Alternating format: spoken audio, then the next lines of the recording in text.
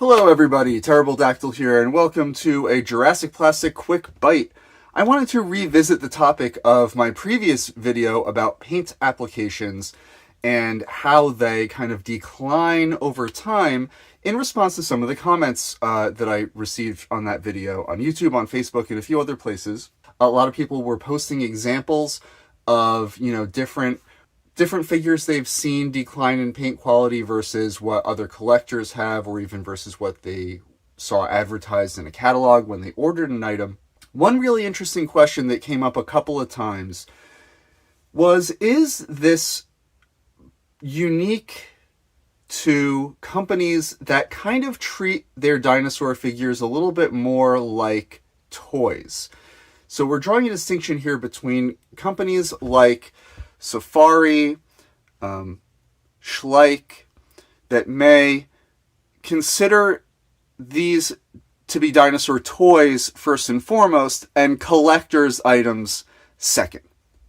Is that the reason why they're kind of cheaping out on these paint applications, for lack of a better word? And I think the answer to that is yes and no. This is something I didn't quite get into very much in the previous video, but I think it has more to do with the style of production. How are these companies approaching basically the problem of cost in producing these figures? Obviously, there's always going to be a cost-benefit trade-off in terms of trying to make a profit. As I mentioned last time, the mold is extremely expensive. The paint is also very expensive in terms of applying paint ops.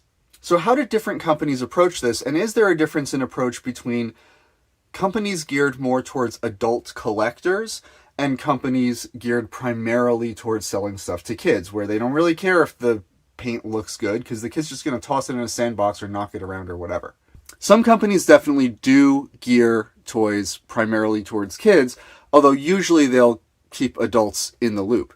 I have a couple of Star Wars action figures out here. This is a 6-inch one, obviously, and this is a 3 3/4-inch one. Star Wars figures are marketed primarily towards kids still, believe it or not. The kids are kind of the primary audience. Now, obviously, with Star Wars, something like that, collectors are a big part of the equation. Dinosaur figures too, especially the higher end ones. If you look at something like the Terra by Batat figures, obviously this is first and foremost geared more towards kids. And you can see this is a first run. I bought this Batat Pachyrhinosaurus basically the month, or at least the year it came out, and it's got very simple paint applications. It's color vinyl, it lacks a base coat, it's just got this red and a couple details on the face. Very, very cheap in terms of paint applications. That's one strategy that companies often use, is they can release more complicated paint applications on a figure if they simultaneously release something that is cheaper to produce, like a reused mold or just something with simpler paint applications. These Star Wars figures are a good example of that. Both of these I picked because they have really detailed and complex paint operations. Remember what I mentioned last time. Every paint hit is a paint operation. And if you look at the details on here, first of all, it's got a wash on it. Every little one of these rivets on this guy's vest has a paint operation on it, a paint hit. On the belt, on the 6-inch figure, you can see all these little metallic details. It even has paint operations on the accessories. Every one of those is going to drive up the cost. That would be extremely cost prohibitive to produce for a long-running product. You could not produce this figure with this level of paint detail year over year for multiple years without reducing that. That's where Paint Application Crapification Syndrome comes in for things like animal and dinosaur figures. The first year, they go all out, they put their best foot forward. They figure, if you're going to collect these things, you're probably buying it the first year, or you know how to go back on the secondary market and find one that was produced during the first year. You might pay a little more for it, but you can find it if you want it, and now we're going to reduce it because who's buying it 5, 6, 7 years after it was released? Well, it's going to be mostly, parents, kids, people who don't really care that much about detailed paint applications. They just want a relatively cool looking toy. High-end collectible companies and action figures, which are even geared more towards kids, have a different approach to this. They're going to go all out on the paint applications, and once again, when this figure came out, probably some other figures that came out at the same time as this had simpler paint applications, were just repaints or resculpts or reuses of existing sculpts or whatever to keep the cost down and allow for something with highly detailed paint applications to be made simultaneously.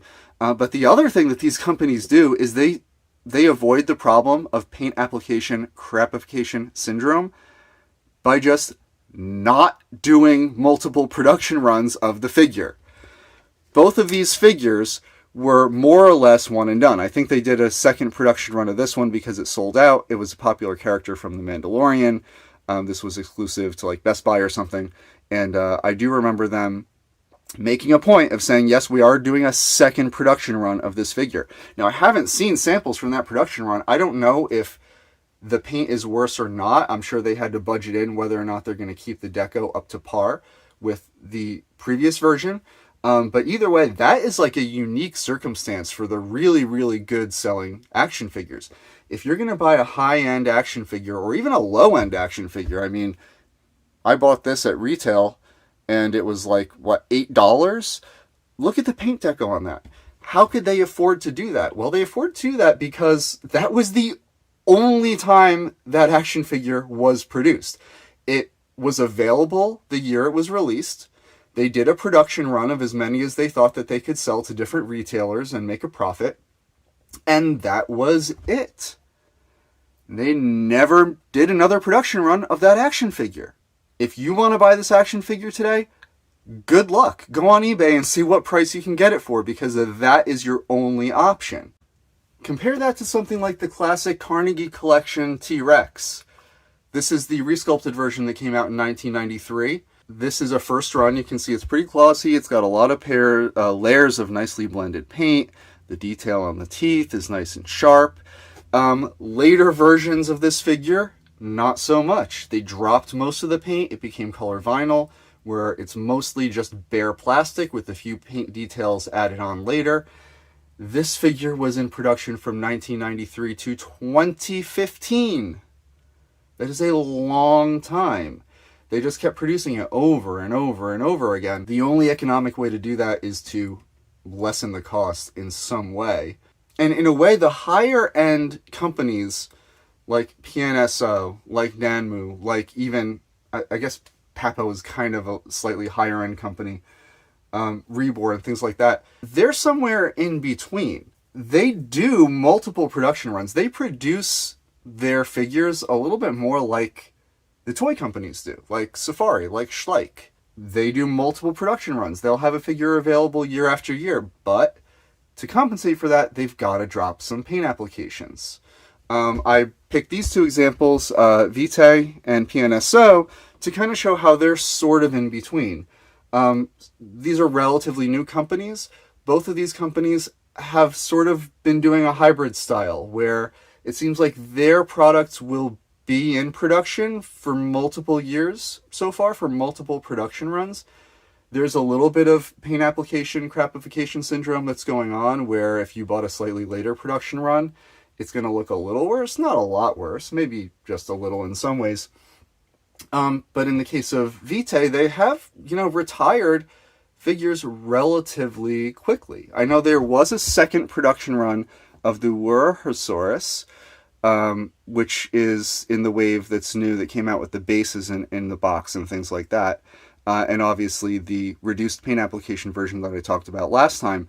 Whether they're going to continue to produce this figure year after year is questionable. I think it depends on how well it sells, but that might be it. So your only choice after the current production run of this figure sells out may be to get it on the secondary market, like you would have to do for the Nemacolopterus. This is one of my favorite of the PNSO minis, and the PNSO minis, I haven't heard any official word on this, but they seem to be out of production now. I think they did a couple of production runs of these. You can tell the different runs because some of them came in different packaging. There was a drop-off in paint quality for the second production run. But what you have to understand is that even when it comes to these higher end collectible companies, there are different strategies. How can a company avoid the costs that lead to paint application crapification syndrome happening? Basically, you have a couple of choices. You can reduce paint applications on subsequent production runs. You can repaint the figure, fully refresh it, and make it like a new product, keeping in mind that that's taking the place of something that would have been an all-new product. So you're actually saving money there. By reusing a previous sculpt, you're going to repaint it. That takes a slot in your lineup for that year, so you don't have to spend the enormous amount of money to create new tooling for an all-new product. To repaint, even though it's new paint deco, and even though that new paint deco may be really, really sharp, you're still saving money on it. The third option is simply don't do another production run, which is the strategy that a lot of action figure companies take. They may do special second production runs, usually more limited later on if retailers request it, but usually it's one and done. If you missed a figure from a couple of years ago, your only option to buy that figure is from somebody on eBay who wants to get rid of it. Hopefully that clears up a couple of confusion points on this whole paint application situation. If you have more questions or you want to disagree with me on something I've said here, please do so in the comments. I'd love to kind of keep a dialogue going on this. It's a really interesting topic for me, and I think it's something that you don't hear discussed a lot in collectors' circles, although we all kind of have seen this phenomenon happening. So I'd like to kind of dispel as many misconceptions as we can. Thanks again for watching, and I will see you next time on Jurassic Plastic.